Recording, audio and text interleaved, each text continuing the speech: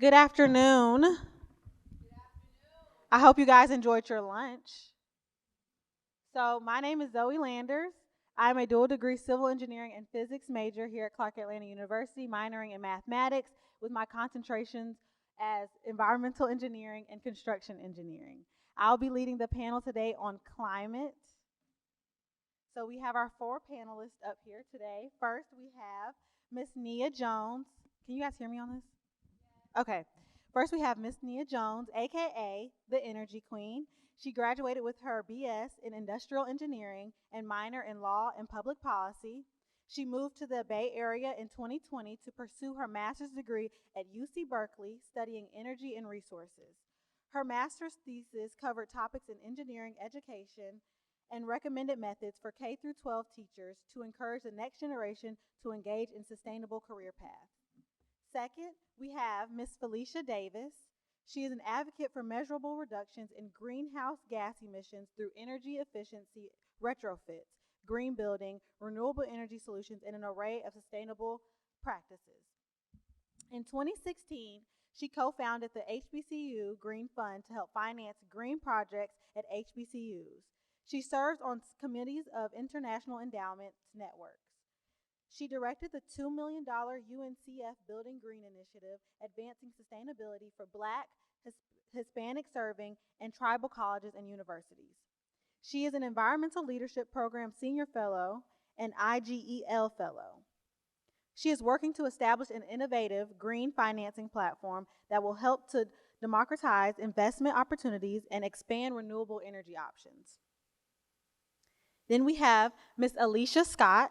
She is a seasoned professional with a diverse background in finance, public policy, nonprofit management, and environmental justice.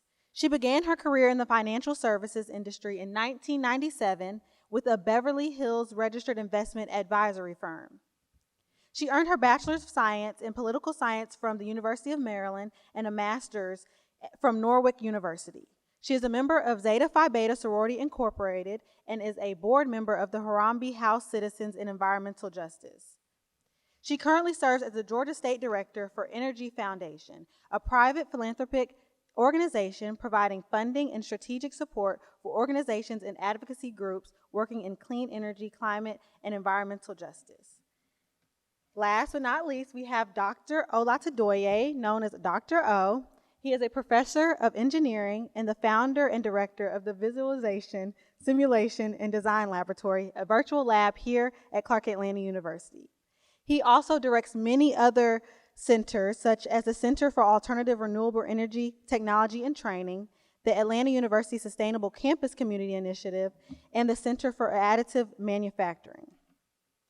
He has many degrees from North Carolina A&T, Virginia Polytechnic Institute, and Georgia Tech. So welcome our panelists for our climate panel.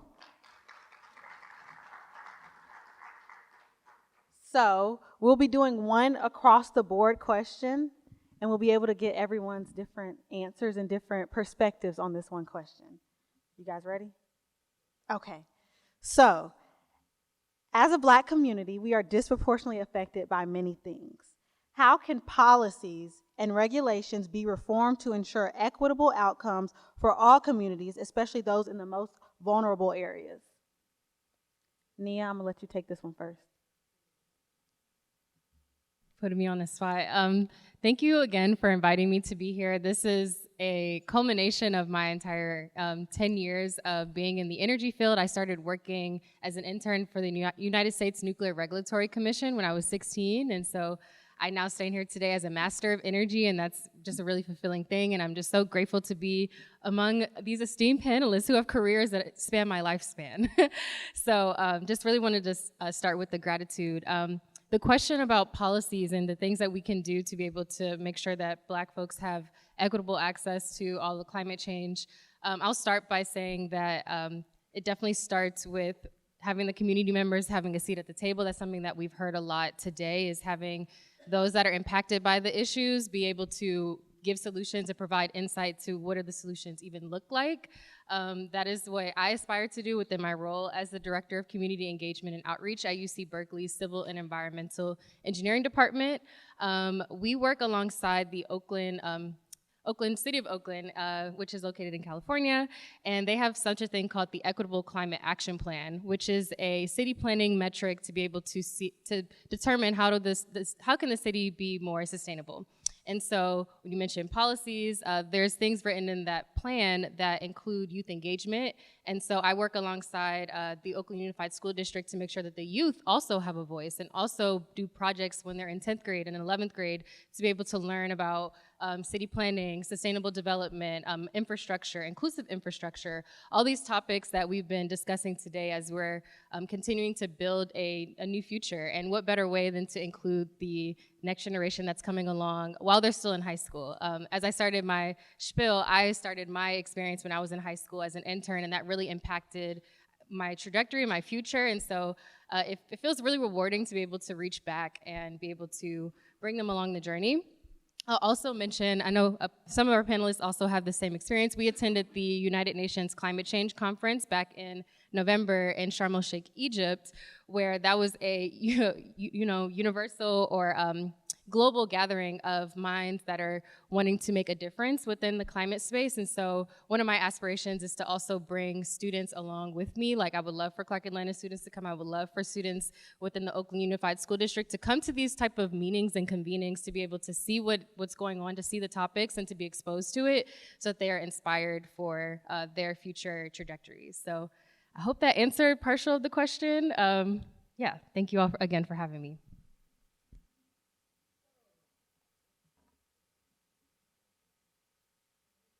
Okay, is that better? Yes, oh, much better.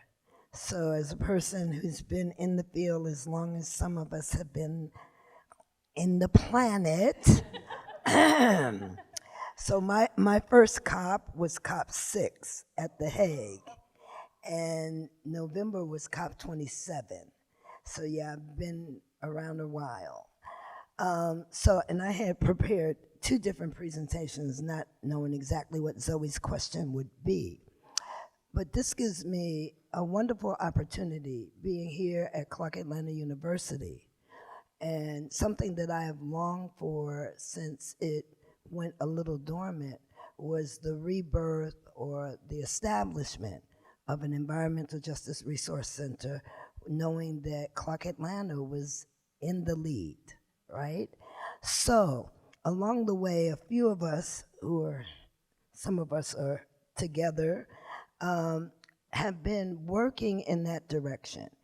And over the last, I would say, at least decade or more, I've kept track of what I would call great ideas, right? Great ideas for the moment, because I've learned over time I tend to lean forward. So I am ahead of the curve. In the 90s, bridged the digital divide.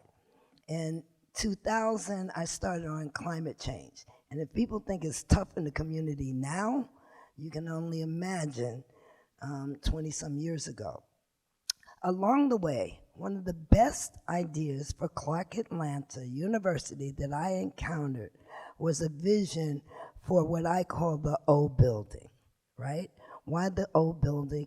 Because after a particular person that's sharing this podium with me led a design process with some support from NREL and from UNCF at that time, and I happened to have been at UNCF. Out of that visioning process came the idea of a design for a building. Now, the backdrop for the design was a slave ship and a spaceship. Now, imagine together we had experienced at various COPs, wonderful technical expos, climate educational experience. So here we designed a building that would be front-facing with the community. So imagine Clark Atlanta, so we're thinking somewhere along MLK, a building that the community could come in to a climate museum, climate and technology. So that's front-facing. The building itself would also have water features that demonstrated water reclamation, restoration. It would also have climate energy features. So you would see solar and wind demonstrated in the building. But to Gilbert's not around, but we are also looking at financial impact in community. And so we said, oh, why not have labs built to design for corporate entities? Something that we saw in Qatar during the climate conference. If you went, they have, a tech city, an education city, and then we saw lots of US companies with amazing labs. So this person, this old building, would have those features, and in that space, out of the space would come innovation around climate with a strong impact on and from community. So at that time, and it was some now, at least a decade ago, so at that point it was a mere 40, 50 million. And we were talking about a building that would be a living. We had LEED Platinum, and we wanted to reach beyond LEED Platinum. And in that instance, that would place Clark Atlanta University in the leadership for the nation and the world. And so, for me, that's the best idea, and I've been around the world and encountered a lot of good ideas. But my heart has always been with historically black colleges and universities. And I've been to MIT and I've been to Berkeley, and I've been to these places, and just innovation almost jumps off the walls. And here, a little bit jumps off. But I'm just imagining if we have a state-of-the-art facility that demonstrates not just for students, but for students and for community. This is the best. We are the best. Guess what? Anything that's black in America, when it is the best, it will be replicated. So, as Dr. E has left, but when we talk about race as a construct and shifting the paradigm, that's the first thing we have to do, is demonstrate leadership and excellence. So that's number one. That's my one thing. And I hope I use only 2 of my minutes. And Zoe, I'm going to keep going. Because the next thing, there are a couple of things that when I speak in any arena, I bring forth that if I never got to speak again, what would I have wanted to have left with the audience? And particularly when there are younger people in the audience, even though I'm not so far beyond my colleague to the right. But the one thing I say, as we deal with, I list out like 5 critical issues. I'm going to pick only one. And of the impacts on the earth, we know, like messing up the natural habitat, that's number 1. Number 2 is population growth, right? So as we struggle domestically with pills and choices, globally, in 2050, the US population will grow by about 2%. The continent of Africa, where there are 500 million, with a B, people 20 years old or younger, mostly younger, right? The number is round for 20. I could give it for 15. By 2050, Africa will increase 99%. So when that lands, and we think as being an African American institution, and while we look at the greatest transfer of wealth in our lifetime, which that's what Justice 40 is, and don't get mistaken, benefiting our community does not mean that you get the money. unless we move in a different way. But we also have to look up and look out as earthlings, right? We are earthlings, and there's a continent that's going to explode in population, and that can be conflict or that can be creative. And I think that Clark Atlanta is best positioned, and I'm a Howard University alum, so it's hard for anything to be better positioned than HU, the original. However, Clark Atlanta, because it is in the South, it has a legacy directly connected to Africa and to liberation. So because of that unique legacy and the leadership in the moment, this leadership has been making trips to Africa, one of which I'm sure you may hear about. In this moment, those are the two things. If we're going to be state of the art and lead, we have to design and build state of the art. And in that way, and we can do transformation without gentrification. But we have to demonstrate that.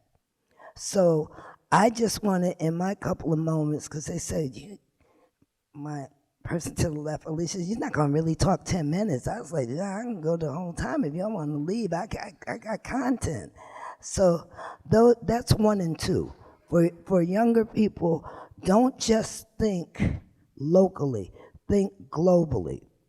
And then last thing, the most important thing that I can think of for any HBCU to do and be in this moment is to serve as a true anchor and backbone for what's possible. When we think in terms of billions, I have an organization, 10 million would swamp me, although I would love to be swamped. But if we think in terms of billions, we have to have vehicles and reservoirs that can hold, manage, account for, and deploy larger amounts of capital. We have to learn about finance, and when we talk about equity, let's think about equity in the terms it's associated with. We go with social equity, and I was like, when I look it up, you have shareholder equity. Let's talk about equity relates to capital, and we need to better understand that relationship, capital stacks, investment. Last point I will make. So we've done a good job of entrepreneurship training. It's like I'm over that. That's also 20th century. Let us do business startups, right? That means that these young people have to get themselves together to be able to receive $1 million in investment.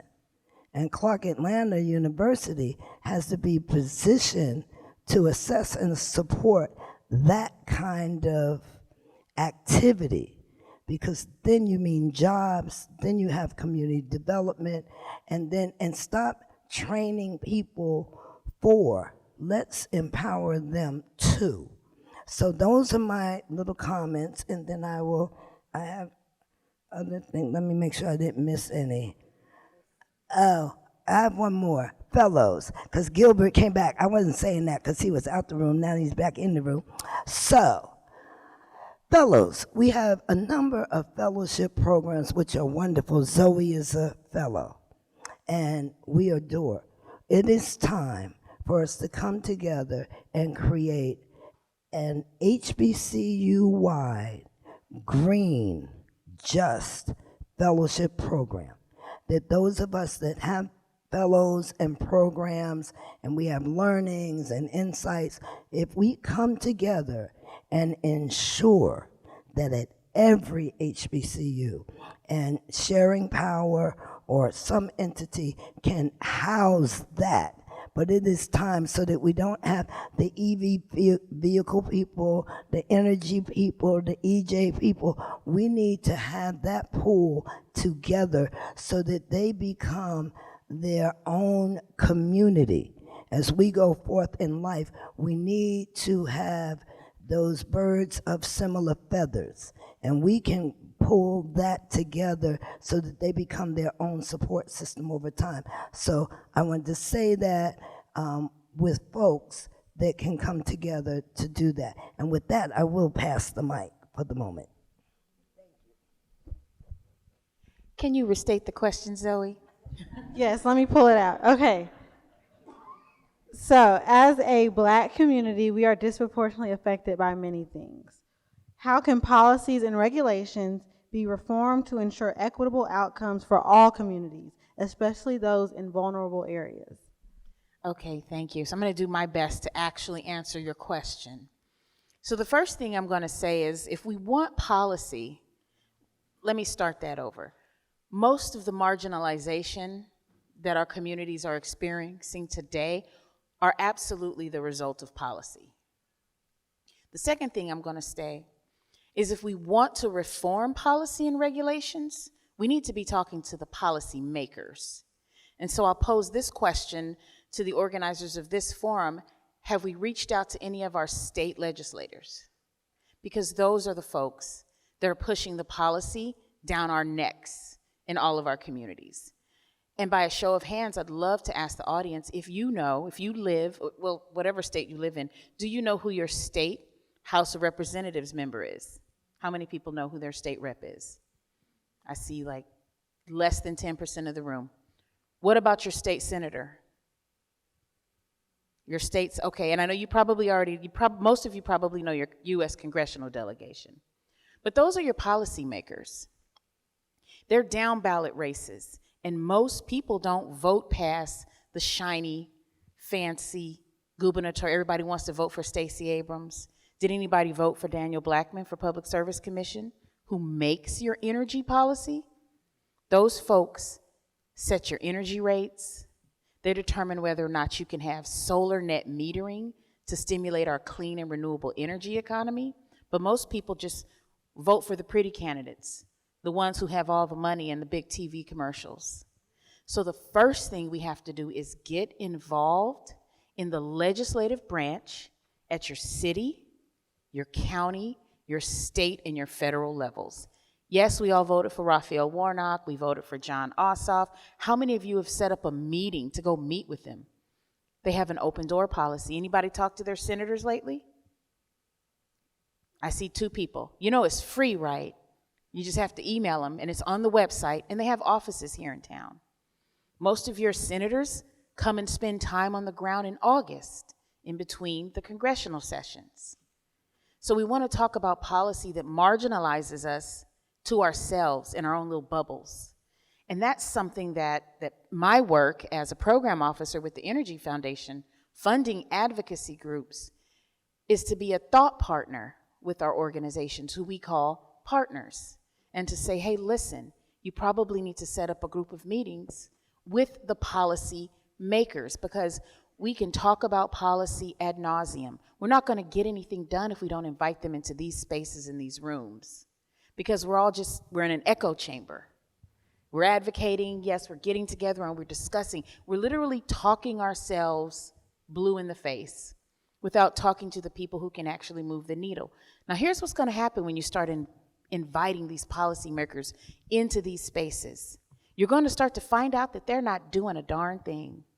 And then you're going to be more informed on those candidates that don't have the most money to get in your face, but they're on the ballot, and you're going to realize, oh, we need to fire them. We need to fire them. Yes, Georgia and Florida have conservative supermajorities in both of their chambers. But we don't change that until we actually start to engage those people seated to see if they're even trying. How many people knew that the state legislatures in Florida and Georgia have begun passing local preemptive policy, stripping the power of cities from making decisions on clean and renewable energy codes and ordinance? Did anybody know that? Anybody know we had the fossil fuels forever policy passed a couple years ago in Georgia? Who knew that? That the state has stripped local government from putting in a ban on fossil fuels. So here's how this is affecting us with codes and regulations and ordinances. In California, which is my home state, I was born and raised in Compton. I know that sounds cliche, but it's true. But in California, the state assembly passed all new construction, heat pumps and solar. That's it. Don't come build any more of your gas stove houses. We know the gas stove revolution going on right now. You can't do that in Georgia. And it just passed right out from under everybody's noses. Nobody even noticed it. So we've been preempted from even pushing clean and renewable energy, which has a cascading domino effect on health outcomes and on socioeconomic impacts in what? Predominantly historic. Look at that. No. I'm just no, but we're letting this moment pass because we are not engaged with those decision makers. So let's look back just a little bit, and I promise I won't take up too much time. We have to yield to the elders. Let's look back at policy redlining. That created our historically marginalized communities, right? But before that, there was economic disinvestment on our sides of the town. But here's how karma's working, and I love it. When I first moved to Atlanta in 2019, I spent most of my time since moving to Georgia in 2011 in Savannah, Georgia, where that's a whole other issue down there. But I moved to, a currently gentrifying side of historically segregated Atlanta, East Point, Georgia, and I moved to this area called Jefferson Park. And what I noticed was for the first time in history, all those racist policies that people who came long before us put in place, white folks are now starting to be impacted disparately by environmental justice. And they're getting upset. They're still not the majority on that side of town, so there's nothing they can do about it. But the biggest problem I saw was that we've elected these city councils based on popularity, based on cliques, based on, now I am Black Greek, but based on that's my soror. And they're just going around for photo ops and pageantry and ceremonious political uselessness. So we've got to stop that and get serious about who we put in these decision-making places. And we have got to stop being afraid of inviting them into these spaces. So how do we fix policy so that it stops marginalizing us? We have to actually be at the table, because if you're not at the table, you're on the menu. And right now, we're all on the menu.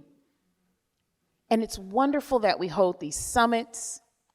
It's wonderful that we hold these events and we ask all these great questions. But what does all this mean if we're not hiring, AKA voting, for the people who can do the best work to make policy? The second thing is, states like Georgia still have some of the most racist policies and ordinances on the books in the state constitution. And nobody Black is looking at it. Nobody's paying attention to the fact, and I'll just give you one example, and then I'll wrap it up. Our county coroners. We have 159 partisan elected county coroners in the state of Georgia. What do? They determine the cause of death on a death certificate, right? So why does a county that's majority Black, like Fulton, like Chatham, like Macon-Bibb, 72% Black, why they have Republican white county coroners? And let's go back to Brunswick, Georgia. Reason why it took Sean King and 1,000 other advocates on social media to bring Ahmaud Arbery's killers to justice was because we had a white Republican DA and a white Republican county coroner. Now, I'm not going to say it's a conspiracy and they were in cahoots, but I mean, if it looks like a duck and talks like a duck. But why do we have these white Republican county coroners, and then we go and we want to march because somebody died in jail and they deemed it suicide? People are hanging themselves with plastic bags and stuff because we're not focused on the people and the policy-making decisions that matter the most. Now, you don't even have to be a doctor to be a county coroner in the state of Georgia. How many of y'all knew that? How many of y'all knew that there's a funeral director who's a county coroner down in Chatham County? 60% black. Y'all, isn't that ridiculous? The funeral director. Now, I'm not knocking funeral directors, but qualified physicians ran for that. And our people had no clue, because Deacon so-and-so goes to my church and I like him, and he comes and plays the piano. He's our substitute organ player. We are voting in people, making these decisions. We are self-marginalizing at the policy level, at every level. And it's time for us to wake up. Another award ceremony, another gathering where we talk to one another is not going to fix our policy problems. We've got to start playing their game, and they've done a great job at keeping us distracted with voting rights and, right to choose, pro-life, pro-choice rights, and all this other policy to keep us from zoning ordinances that can implement clean energy, and mitigate health disparities, and create climate resilient communities. Because let's be honest, we've lost the carbon emissions fight. Now, I'm not an environmental scientist, so y'all can check my facts if you want, but I am a big research and a policy wonk. We've lost the carbon emissions fight. We're not gonna reduce carbon enough to make any meaningful impact. We're in climate resilience. Yeah, we're in the climate resilience phase. We gotta figure out how we're gonna survive and adapt in a new environment. Capitalism has a stronghold on our ability to reduce carbon emissions significantly enough to make an impact. So we're gonna be washed off the sidewalk like an anthill by climate change over the next 10 years. Who's gonna survive, and how are we gonna be resilient? We do that absolutely through policy, but until we start talking to the policy makers and inviting them into these spaces and getting out of our collective bubble, we discuss it amongst ourselves, and let's talk about the problem, Hey, let's create a white paper on the problem. Let's create a fellowship. We gotta bring those people into the room, or we need to start grooming and raising up the next generation of policy makers who are pro clean energy and climate resilience. We need to start grooming those folks up to start holding these seats and not get discouraged because it's 150 Republicans who are climate deniers to 69 who aren't. We got to chip away at this cow that's killing us off one bite at a time. Thank you. Before you go, Dr. O, give me a second. So I like that you discussed the intersectionality between blackness, between economic status, between location, redlining, food deserts, to climate change. That's a very, very important link. And we do that a lot in the engineering department. We work on different projects and we study the intersectionality of these issues, whether it's solar, energy efficiency, retrofit. We study where we stand as Black people in these communities. And Dr. Lottie always tells us that because of the color of your skin, you breathe dirtier air. And that's the fight that we're trying to fight as well. So with that being said, Dr. O, it's your turn to answer. Well, I will just say a round of applause for our panelists because they've done a tremendous job on the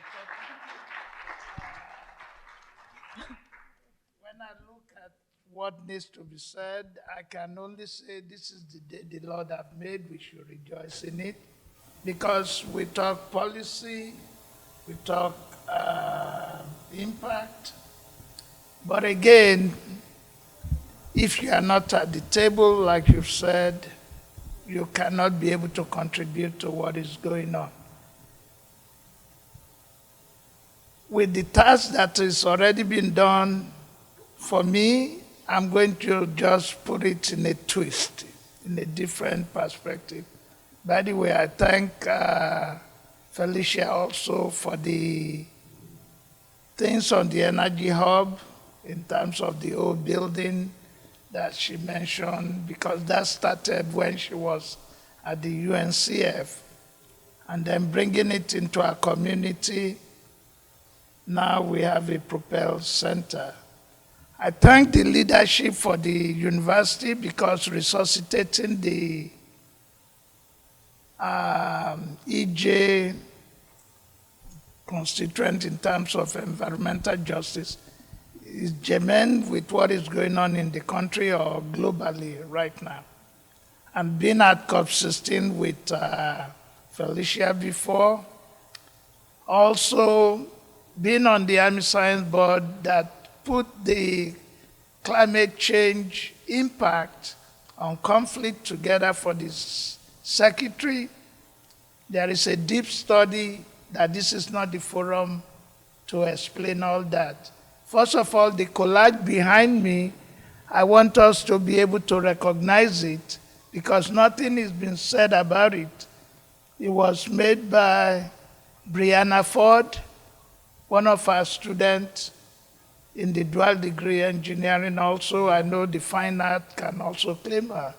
But Brianna, she's no longer with us, but she laid the legacy just like when she took the graphic class and came to me and said, let's solarize the presidential lot. As a result of that, her dad gave her the solar panel, which is what is on the side of Research and Science building right now.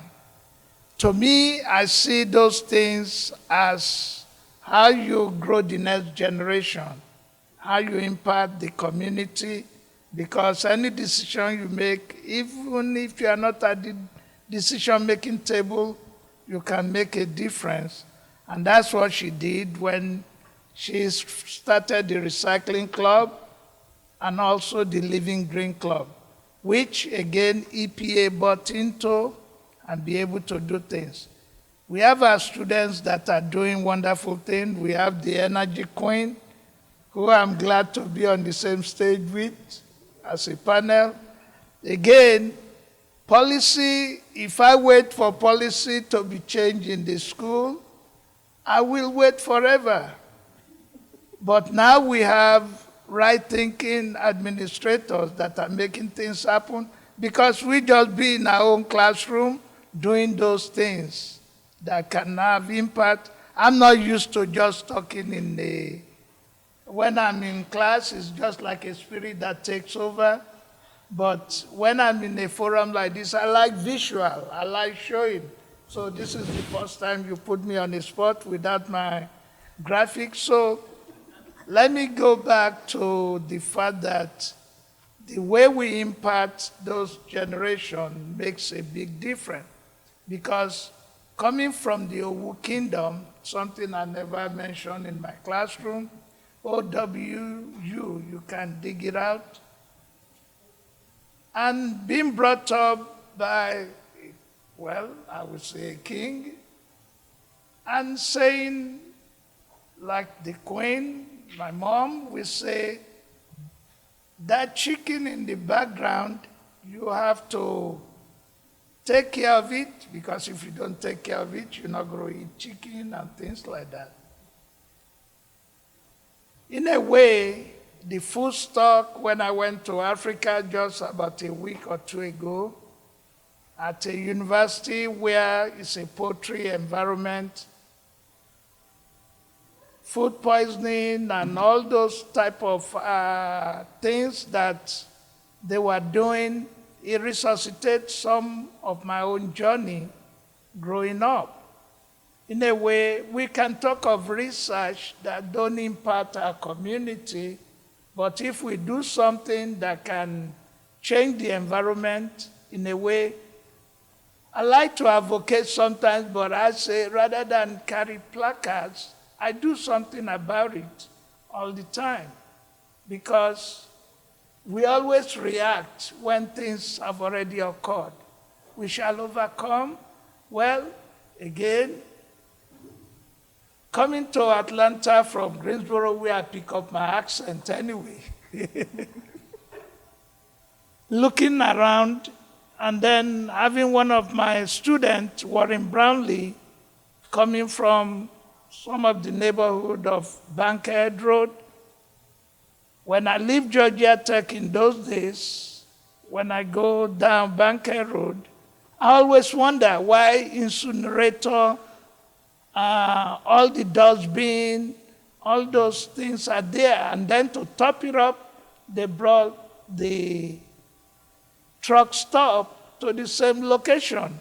Air pollution and everything. Guess what? They gave Georgia Tech air pollution testing.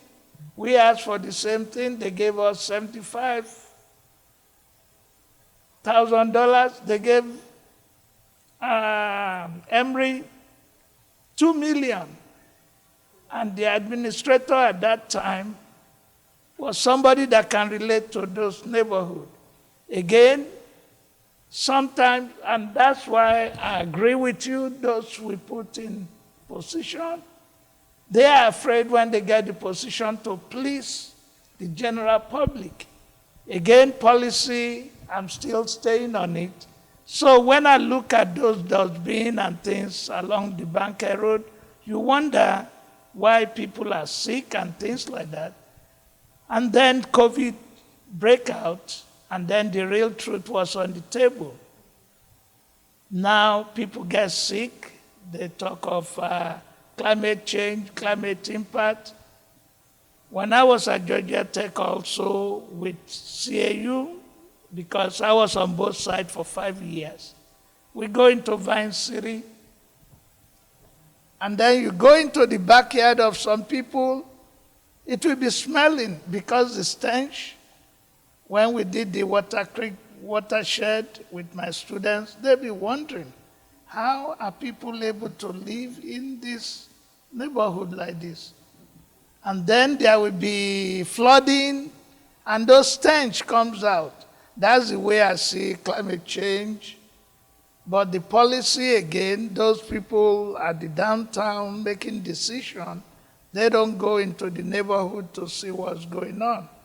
And that's why an institution like ours, when we formed the AUC Sustainable Campus Community Initiative, every of these centers were formed by request by students when they are doing their project.